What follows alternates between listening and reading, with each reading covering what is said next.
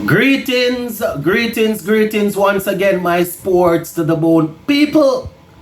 Welcome back to another video. First things first, thank you all for checking this one out. I tell you, my viewers and subscribers, things and times they have definitely changed. Back in the 70s and the 80s, teams would be having nightmare days and hours prior to taking on us in test match. Fast forward to what is happening today. A few hours before we take to the field, we see a former Indian player saying that, listen, ICC should strip West Indies of their test status. And you can hardly blame him. You can hardly blame him, my peeps, because of what's happening. So we're going to take a look at that article. Plus we're going to talk about the Ashes. You know, we would have seen England and Australia earlier today in the 4th test. And at the end of day 1, I am thinking England are probably the happier side. So we're going to talk some cricket. Just give a listening ear until the end. And let me know what you think in the comment section.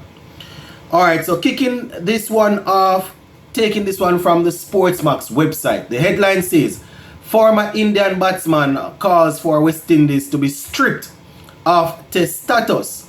According to him, the team is doing nothing and pride has been reduced. This is Akash Chopra. So this is him right here now, and I quote, they won't be playing in the World Cup. In all 3 formats, they are lagging behind in the rankings. Eventually, there has to be a threshold. He went on to say, I have been talking about that tier system where you would have promotion and relegation. And he's saying that not just because we have been, we were champions back in the days, don't mean that, you should always be a part of the test system if you are a test play nation, if you are not performing. According to him, the team is doing nothing right now. He went on to say, their case is unique because they have separate islands.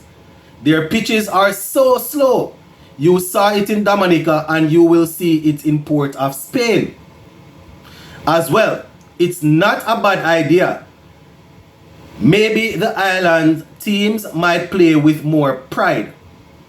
When all is said and done, West Indies' state of cricket is quite bad.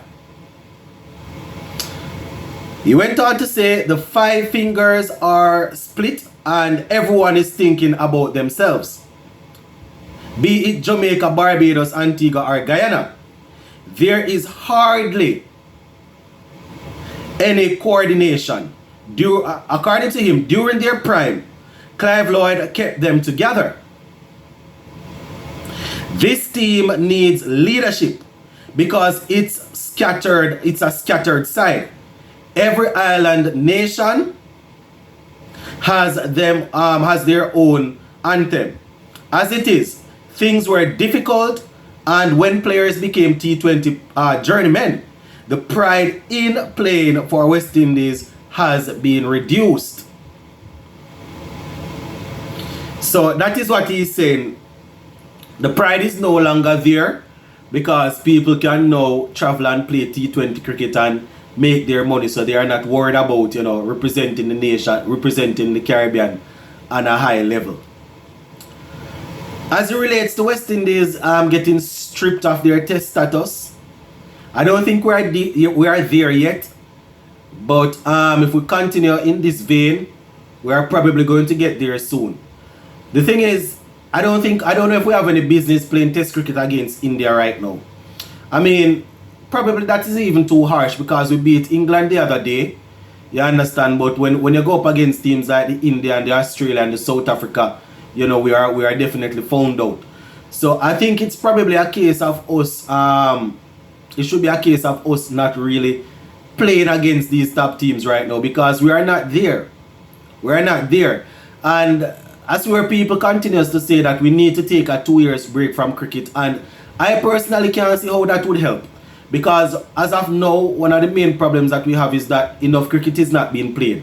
So when you have people going on break and losing their CWI contracts, then people go, the interest gonna, there's not gonna be any interest. People just gonna start going all over the place to play T20 cricket. The guys coming through gonna start traveling to US and all over to play T10 and T5 and T2 and all of them sort of foolishness. So I don't know if a break from the game is really what we want. I am thinking that, you know, we probably should be looking to play more cricket against the associate nations. You know, probably we are a little ahead of them where Test cricket is concerned. You know, because they mostly play the white ball format. They can almost say that they are ahead of us in the white ball format. So we should be pushing to play more games with them or against them instead of the India and the England and the Australia when it comes on to T20 and ODIs. But where Test cricket is concerned, I don't know if we are there yet where we need to be stripped of our rankings,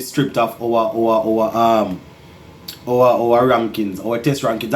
I don't think we are the worst Test team in the world right now. You understand? This is not me defending them because we have been playing some poor cricket. But I don't know if it's there where West Indies is the team. You know, if where West Indies is the team that needs to be stripped of their Test rankings. I don't know if we are absolutely there as yet. We are probably getting there, but as of now, I doubt it. We are ranked 8, right?